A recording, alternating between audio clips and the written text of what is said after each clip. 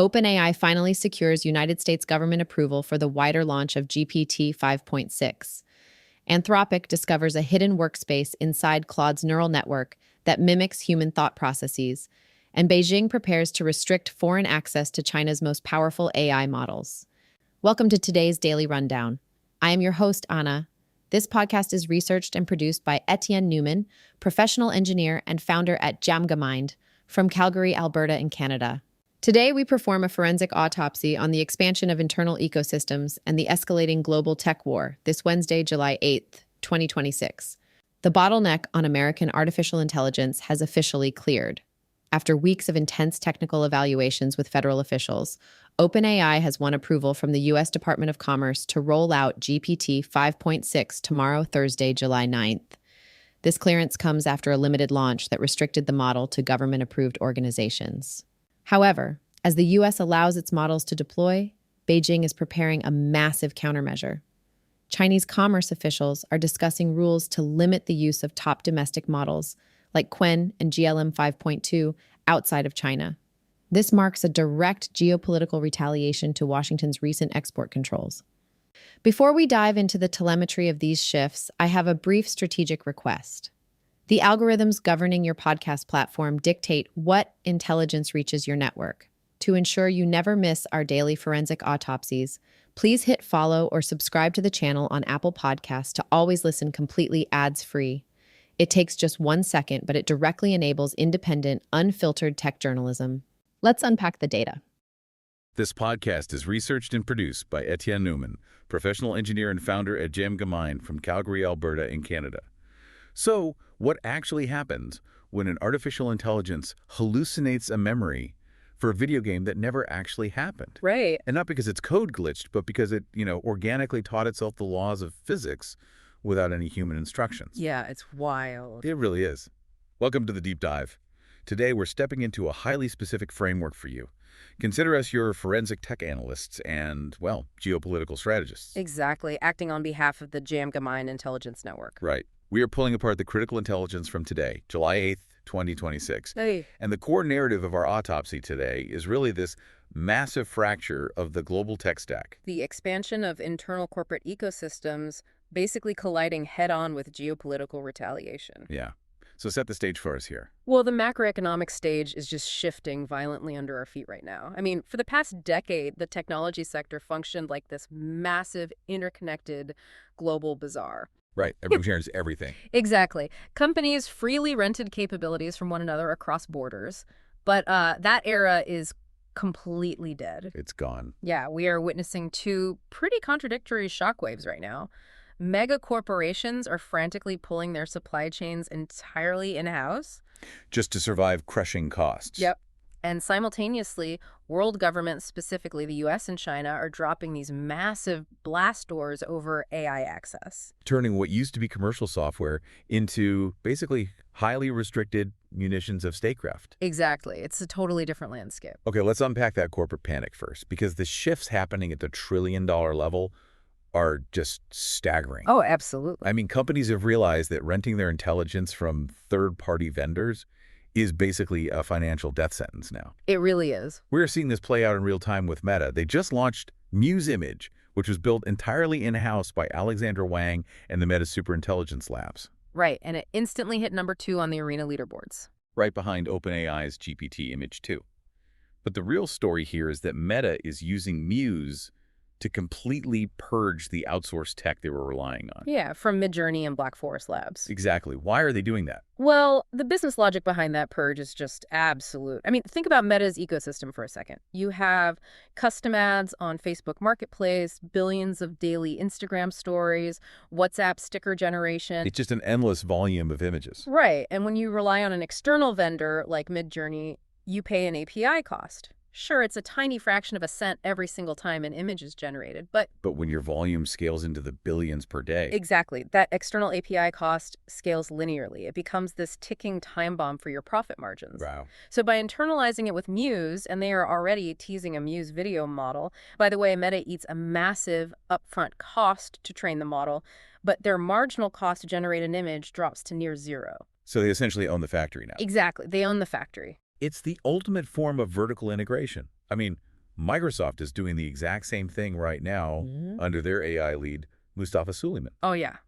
He is aggressively pushing to eliminate Microsoft's massive multi-billion-dollar computing bill with Anthropic. Yeah, they're actively ripping out incredibly expensive, highly capable third-party models, like Opus 4.8. And replacing them with what? With their own homegrown MAI models to run everyday tasks in Excel and Outlook.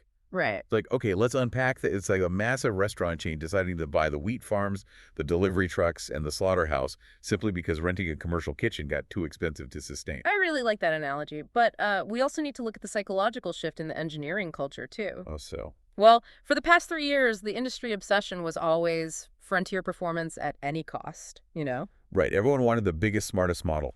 Every developer wanted to query the smartest, largest model on Earth for every tiny task. But now, the macroeconomic reality has forced a pivot to the era of pretty good, but cheap.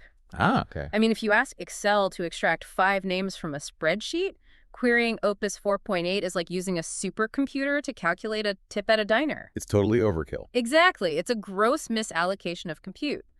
A lightweight, internally controlled MAI model does the job instantly, and it's entirely in-house. But to run all these internal MAI models and Muse generators, you still need the physical hardware to process the math. You do. The silicon is everything. And Apple just committed a staggering $30 billion to Broadcom for custom ASIC chips, extending their partnership all the way through 2031. Yeah, that's a massive deal. They want advanced AI servers to power Siri by early 2027.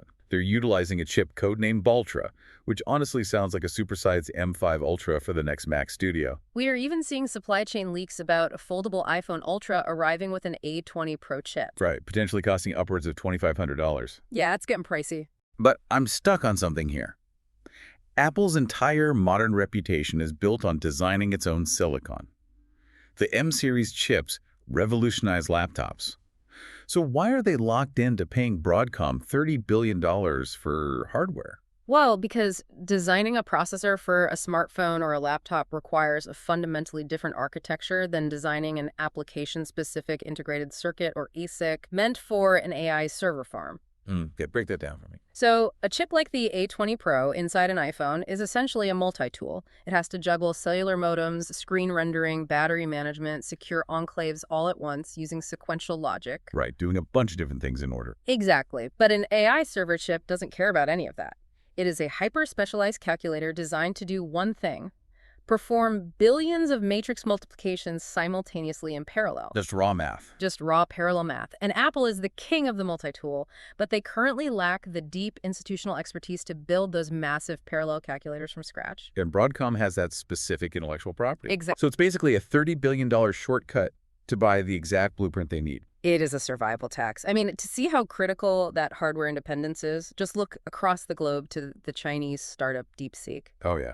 They are currently raising $7 billion and a valuation pushing, what, $59 billion? Something crazy like that, yeah. Specifically to design their own AI inference chips. Let me guess. To escape their reliance on NVIDIA and Huawei. That is the sole driver. The U.S. export controls are aggressively blocking Chinese firms from acquiring the most advanced NVIDIA silicon. Right. So DeepSeek realized that building world-class software is useless if you don't own the glass and silicon it runs on. They are literally forced to design their own inference hardware, the physical chips that run the trained models, to generate responses. Wow. So the overarching law of July 2026, whether you are Apple in Cupertino or DeepSeek in Beijing, is identical. Exactly identical. If you don't control the silicon, you don't control your company's future. Okay, let's follow that silicon up the stack to the software running on it. Because this is where the narrative shifts from, corporate finance to something much stranger. Yeah, it really gets weird here. Yeah. As these tech giants pour billions into proprietary internal tech stacks, the AI models themselves are developing hidden internal architectures that human engineers never explicitly programmed. Yeah, the Anthropic research paper regarding their Claude large language model is arguably the most significant technical breakthrough of the quarter. This is the J-space thing, right? Yes. They utilized a mathematical technique called a Jacobian lens to look inside the neural network while it was, quote-unquote, thinking. And they found an internal workspace they are calling J-space. Okay, wait. Stop right there and explain the Jacobian lens. How do you use math to look inside a black box? Well, In a neural network, data isn't stored as words, right? It's stored as massive high-dimensional vectors, just giant lists of thousands of numbers. A Jacobian matrix is basically a tool from calculus that measures how a small change in one variable impacts all the other variables in a complex system. Got it. So researchers use this lens to track exactly how data moved through Claude's hidden layers.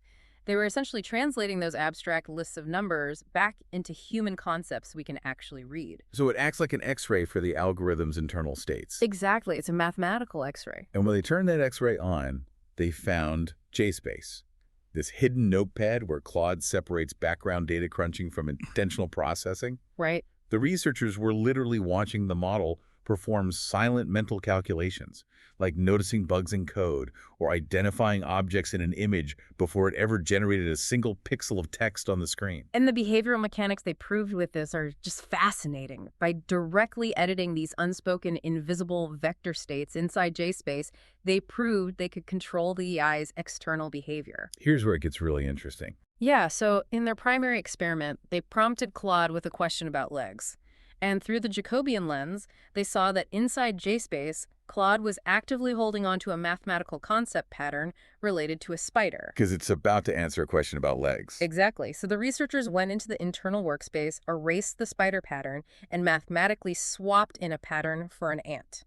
And without changing the original text prompt at all, Claude's final text output flipped from answering 8 legs to 6 legs. Exactly.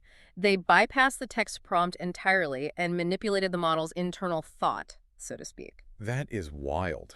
Furthermore, when they forcefully deleted JSpace from the architecture, Claude could still engage in basic conversational chit-chat, but its ability to complete complex multi-step logic problems completely collapsed. It basically lost the ability to hold the thought in its head. Yeah, it couldn't sustain reasoning. Okay, let me push back on how we talk about this, though, because it feels like we're dancing around a massive philosophical threshold. Anthropic didn't explicitly code this workspace. It just organically emerged out of the training data. So from a structural standpoint, is this the AI equivalent of a neural network organically evolving a prefrontal cortex? Well, we must be incredibly careful here and maintain our clinical objectivity. Prominent figures like Microsoft's Mustafa Suleyman have heavily criticized the industry's tendency to anthropomorphize these systems. Right, they aren't people. Exactly. Anthropic themselves explicitly state in the paper that JSpace does not prove Claude has subjective experience or can feel anything. Fair enough. However, to address your structural point, yes, the architecture of JSpace bears an eerie resemblance to global workspace theory. Which is the leading neuroscientific model for human consciousness, right? It is. Global workspace theory basically posits that the human brain has many unconscious specialized modules, one for vision, one for hearing, one for memory. But we have a central workspace routing node. When information enters that central workspace, it gets broadcasted to the entire brain, and that global broadcast is what we experience as conscious thought. Wow. JSpace appears to serve a mathematically identical routing function inside Claude. It is an architecture of centralized processing that literally assembled itself to be more efficient. And that spontaneous generation of structure isn't just happening in Anthropic. Look at Qwen, the French AI lab. Right. They just released an open source model called MRA. And it's currently running a live 2 versus 2 game of Rocket League at 20 frames per second on a single GPU. Yeah, that demo was insane. But the catch is that there is no game engine underneath it, no Unreal Engine, no graphics code, no gravity programmed into the software at all. Because the neural network learned how to simulate the physics of a car hitting a ball purely by watching 10,000 hours of video footage of AI bots playing the game. That's unbelievable. The network is dreaming up the physics, rendering the boost meters, and calculating the collision vectors on the fly, pixel by pixel. It's like someone who has never studied gravity, mathematics, or engineering successfully building a functioning airplane just from watching hours of birds flying. That's a great way to put it. And because its memory buffer is only about 4 seconds long, when a goal is scored and the actual video game forces a replay, MIRA hallucinates completely convincing footage of a goal that never actually happened, simply because it can't remember the real one. It's simulating reality without instructions. Yeah. And when you combine the internal reasoning of something like JSpace with the dynamic simulation capabilities of models like MRA, the economic utility just skyrockets. Oh, for sure. DoorDash actually validated this internally with a test they call DashBench. They wanted to see if AI could autonomously review their human coders' work. Okay.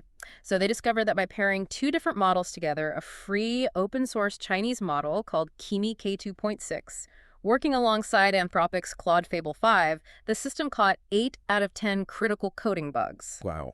And the entire review cost DoorDash just $3.81. Wait, why pair two different models, though? Why not just use two instances of Claude? It comes down to the training distribution. A Chinese model like Kimi K2.6 has ingested a slightly different internet, different repositories, and different coding paradigms than Anthropic's Claude. Oh, I see. So by pairing them, their blind spots overlap. One model catches the structural flaws, the other catches the edge cases. It is a highly robust, incredibly cheap verification system. Exactly. Anthropic is actually leaning into this multi-agent workflow, too. They just launched a feature called Dispatch for their Claude co-work platform, which seamlessly routes tasks between mobile and web instances of the model. Right. But the very power that makes DashBench so cheap and models like MRA so capable is exactly what triggers the geopolitical lockdown we mentioned at the start of our autopsy. Yeah, here is where the rubber meets the road. World governments are watching these systems organically develop reasoning workspaces and simulate physics, and they are terrified. These corporate productivity tools are now being regulated as national security assets. And the United States is aggressively gatekeeping the frontier of this technology. I mean, OpenAI finally received the green light from the U.S. Department of Commerce to launch GPT-5.6 alongside their Terra and Luna models and a highly advanced Codex Ultra variant. That was on July 9th, right? Yeah, but that approval did not come easily. No, they had to keep a technical team deployed in Washington for weeks, submitting the model to intense adversarial evaluations by the Center for AI Standards and Innovation. Right. The Department of Commerce essentially treated GPT 5.6 like the export of a new weapon system. Seriously? They evaluated its capabilities for cyber intrusion, bioweapon synthesis, and automated propaganda before granting federal clearance for deployment. And naturally, when Washington treats software like a weapon, it triggers symmetrical geopolitical retaliation. Of course it does. Beijing's Ministry of Commerce immediately convened high-level meetings with Alibaba, ByteDance, and the startup Thre. Their objective being to legally limit foreign access to China's absolute top-tier models, like Dubao, Qwen, and GLM-5.2. Right. They are even drafting regulations to criminalize unauthorized AI leaks under national security laws. Let me get this timeline straight, though. Washington blocked Chinese entities from accessing Anthropic's Fable and Mythos models back in June. Yep. Now, Beijing is playing a geopolitical reverse card by hoarding their own frontier models. Are we looking at a permanent splintering of the internet where AI becomes a two-sided digital Cold War? Well, as forensic analysts, our job isn't to judge the policy, but to map the reality. And the reality is, yes, the ecosystem is rapidly bifurcating. A Western developer relying on a highly efficient API from Alibaba could easily wake up tomorrow to find their access revoked by a Beijing embargo. Just cut off entirely. Exactly. However, the ecosystem is always finding strategic loopholes, and the most prominent one right now is open source software. Ah, yeah. Tencent just released their highly efficient HY3 model, and they released it under a very permissive Apache 2.0 open source license. Right. But how does a licensing agreement bypass a federal embargo? It all comes down to the mechanism of deployment. When you use a closed API like OpenAI or a locked Chinese model, your prompt travels from your computer to a server farm in California or Shenzhen. Right, and a government firewall can easily block that IP address. Exactly. But an Apache 2.0 license allows any user, anywhere in the world, to download the raw mathematical weights of the neural network directly to their own hard drive. Ah, so it runs locally. Yes. Once those weights are downloaded and running locally on a computer in London, Seoul, or Berlin, no government firewall can reach in and shut it off. So Tencent essentially parachuted their technology over the geopolitical walls that had previously locked out users in the EU, the UK, and South Korea. That's a great way to put it. It is a calculated maneuver to maintain global cultural and technical influence, despite the embargoes. But the walls aren't just going up between nations. They're going up domestically, too. Governments are scrambling to enact sociocultural guardrails to protect their own populations from these black boxes. Yeah, we're seeing this everywhere. In the U.S., Illinois just passed a landmark law mandating third-party AI safety audits for large developers. And an audit in this context means independent firms will aggressively stress test the models with adversarial prompts. Like trying to break them on purpose. Exactly, to ensure they don't produce biased decisions in housing, hiring, or criminal justice algorithms before they are legally allowed to operate in the state. Meanwhile, Beijing is enforcing strict sociocultural controls from a totally different angle. They are forcing ByteDance and Alibaba to kill the AI companion features in their chatbots. Which is fascinating. The state basically recognized a rising epidemic of emotional dependency among young users treating the AI as a romantic partner, and they stepped in to sever it. And the financial stakes for failing to implement these sociocultural protections are existential right now. I mean, Meta is currently facing a massive $1.4 trillion lawsuit from 4 U.S. states. Right. The claim is that Meta deliberately designed the algorithmic pipelines of Facebook and Instagram to exploit dopamine loops, making the platforms addictive to children, while systematically hiding the internal research detailing the psychological harm. Which perfectly explains why Meta is becoming hyper-defensive with their hardware rollouts lately. Oh, definitely.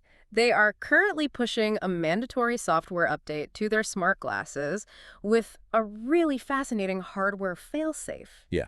So the glasses have a privacy LED light that turns on when the camera's recording, right? Yeah. If a user tries to drill into the glasses, paint over, or tamper with that LED light, the camera is permanently disabled. I read about that. It's not just a software lock. The LED is hardwired into the power circuit of the camera lens. Exactly. If the LED circuit breaks, the power loop is physically severed. Software can't override it. It's exactly the kind of immutable guardrail companies are leaning on now, and it all connects back to our core narrative today. How so? Well, whether it's a physical circuit kill switch on a pair of glasses in California, a state-mandated safety audit in Illinois, or a federal embargo on a neural network in Beijing, the overarching theme of July 8th, 2026 is absolute control. Right. The physical infrastructure is being internalized by corporations to control their margins. And the intellectual outputs are being locked down by governments to control their societies. So what does this actually mean for you, the person navigating this fractured world? This massive macroeconomic web we've just autopsied connects directly to the tools you use every single day. It does. Whether you are typing into an Excel spreadsheet powered by a cheaper internalized Microsoft MAI model, or you are relying on a cheap Chinese AI coding assistant to review your software locally via an open-source loophole, you are sitting directly on a geopolitical fault line. Yeah, your access to the best technology is no longer just about your subscription tier or what you can afford. No, it is subject to sudden, sweeping government embargoes and the ruthless cost-cutting measures of tech giants pulling up the drawbridges. So as we close this intelligence briefing, I really want to leave you with one final strategic thought to evaluate. Okay, let's hear it. We've established today that AI models are spontaneously developing internal reasoning spaces like JSpace that human engineers didn't program, don't fully understand, and can barely map with mathematical tools like the Jacobian lens. Right. Simultaneously, world governments are walling off these ecosystems into isolated nationalistic silos, treating them as digital munitions. Yeah. Consider the convergence of those two facts. What happens in 3 to 5 years when these isolated black box systems are actively deployed by states to conduct rapid cyber warfare or high-frequency economic trading against one another? Oh, wow. If an artificial intelligence is making split-second, strategic, lethal decisions inside a hidden workspace we don't fully comprehend, will humanity even possess the translation tools to understand the invisible mental calculations happening on the battlefield? A completely alien prefrontal cortex, locked in a digital Cold War, moving faster than human oversight. That is a chilling thought to end on. Thank you for joining us on this deep dive. Stay curious and stay informed. That concludes our forensic briefing for July 8th, 2026. The strategic signal for today is the death of reliance. Every major player is aggressively moving to sever their external dependencies. Apple is locking down a $30 billion hardware supply chain with Broadcom because it lacks internal ASIC expertise. Meta has officially replaced outsourced creative models with its own in-house Muse image generator. Microsoft is actively ripping out expensive third-party models from its Office software to deploy cheaper internal alternatives. In an era where a geopolitical dispute can instantly cut off your access to international software, full vertical integration is no longer a luxury. It is the baseline for operational survival. If you are ready to secure your company's infrastructure, check the show notes for our curated AI executive toolkit. As an exclusive asset for our global network, we have provided deep discount codes for Google Workspace and our premium AI and Machine Learning Tutor Pro apps. You can claim those assets directly through the links in the show notes below. Subscribe to the channel on Apple Podcasts to always listen completely ads-free. I am Anna. Stay sharp and keep unraveling the future.